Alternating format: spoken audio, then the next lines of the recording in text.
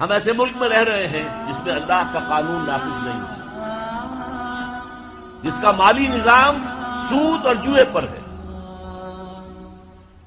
ہم اس کو بدل نہیں سکتے. کیا کریں، کہاں جائیں؟ دنیا میں ایک انچ نہیں ہے، کوئی ملک نہیں ہے جہاں اے اللہ تیرا دین قائم ہو. جائیں تو کہاں جائیں؟ دیکھیے ہماری بندگی جزوی ہے. نمازیں ہم پڑھ رہے ہیں، روزے ہم رکھ رہے ہیں، مسجدیں عالی شان بنائی ہیں، مدرسے بھی بہت بڑے بڑے بن گئے ہیں، باقی اس میں کوئی شک نہیں. لیکن سوال یہ ہے کہ اوپر جو چھت ہے وہ تو کافرانہ ہے، قانون تو اللہ کا نہیں ہے، کتاب و سنت کے احکام تو نافذ نہیں ہے. ہاں نماز ہے، روزہ ہے، حج ہے، زکات ہے. تو نماز اور روزہ تو ہندوستان میں بھی ہو رہا ہے. چند ایک مسجدیں ہیں جنہیں وہ تاریخی اعتبار سے کہتے ہیں کہ یہ ہمارے مندر ہوتے تھے جنہیں مسجد بنایا گیا، ورنہ وہاں پر ہزاروں لاکھوں مسجدیں ہیں. اب آج ہیں، لوگ نمازیں پڑھتے ہیں، کوئی روکتا ہے انہیں؟ ہم نے یہ ملک بنایا تھا کہ یہاں اسلام کا نظام قائم کریں گے. نماز تو آپ امریکہ میں جا کر پڑھیے، امریکہ کو کوئی اعتراض ہی نہیں. لیکن تم کہو کہ اسلام کا نظام ہم قائم کریں گے، نہیں کرنے دیں گے تمہیں کبھی بھی. تم چاہو کہ تم اسلام کا معاشی نظام قائم کرو، کبھی اجازت نہیں دیں گے. تم چاہو کہ اسلام کی معاشرتی اقدار کو تم قائم کرو، کبھی نہیں کرنے دیں گے. یہ ہے اس وقت جو ہمارے ساتھ پیش آ رہا ہے معاملہ. پورا مغرب جس پر اڑا ہوا ہے، اسلامی نظام کہیں نہیں آنے دیں. ہاں نمازیں پڑھو، ہمیں کوئی اعتراض نہیں. روزے رکھو، تم روزے 30 کی بجائے 100 رکھو، ہمارا کیا لیتے ہو؟ قرآن کا فتویٰ تو یہ کہ تم کافر ہو. ہاں انفرادی طور پر تم مسلمان ہو، اجتماعی طور پر قومی سطح پر تم کافر ہو. ومن لم يحكم بما انزل الله فاولئك هم الكافرون. یہ 7واں رکوع ہے سورہ مائدہ کا. اور پھر فرمایا ومن لم يحكم بما انزل الله فاولئك هم الظالمون. جو اللہ کے اتارے ہوئے قانون کے مطابق فیصلے نہیں کرتے وہی تو مشرک ہیں. اللہ کے حکم کو چھوڑ کے کسی اور کے حکم پر فیصلہ کر رہے ہو، اس سے بڑا شرک کیا ہو؟ اور تیسری مرتبہ فرمایا ومن لم يحكم بما انزل الله فاولئك هم الفاسقون.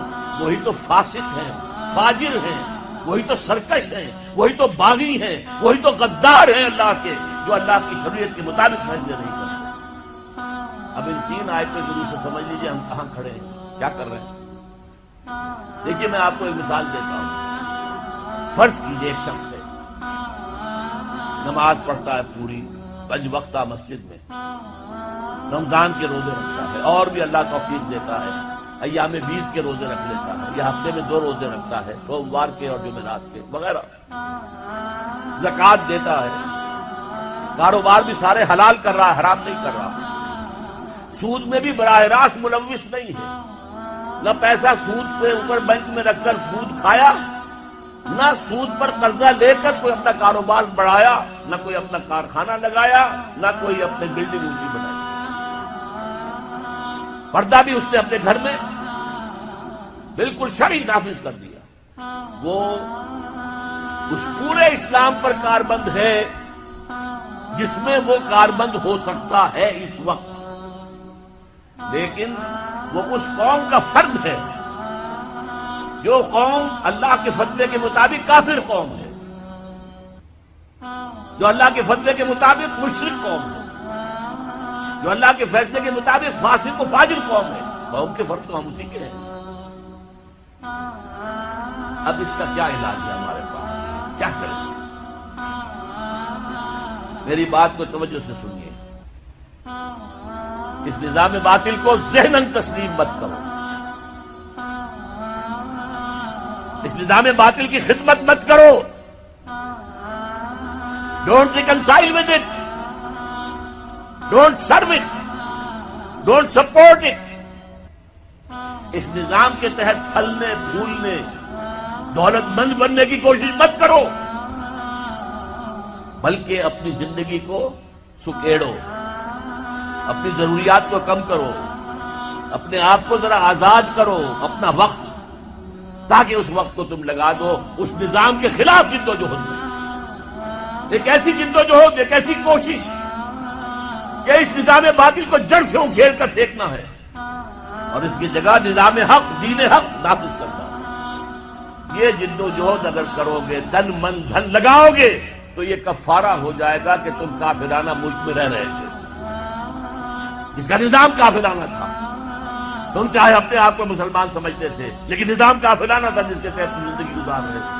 ہاں اگر یہ کرو اے اللہ، میں نے اس نظام کو ذہناً تسلیم نہیں کیا، اے اللہ میں نے اس کی خدمت نہیں کی، میں نے اسے سپورٹ نہیں کیا، اے اللہ میں نے اس کے درمیان اس کے نیچے رہتے ہوئے عیش کرنے کی کوشش نہیں کی، اے اللہ بلکہ میں نے کم سے کم اپنی ضروریات کر کے وقت نکالا اور اس کے خلاف جدوجہد کی، اس نظام کو اکھاڑ کر پھینکنے کے لیے کوشش کی، اور تیرا نظام لانے کی جدوجہد کی۔ لا نہیں سکے تو اے اللہ ہم کیا کریں، ہمارے اختیار میں تو نہیں ہے، وہ آئے گا تو اسی وقت جب تیری مرضی ہوگی، تیرا منشا ہوگا، لیکن ہم نے اپنی زندگی لگا دی، اگر تو یہ ہے تو کفارہ ہو گیا۔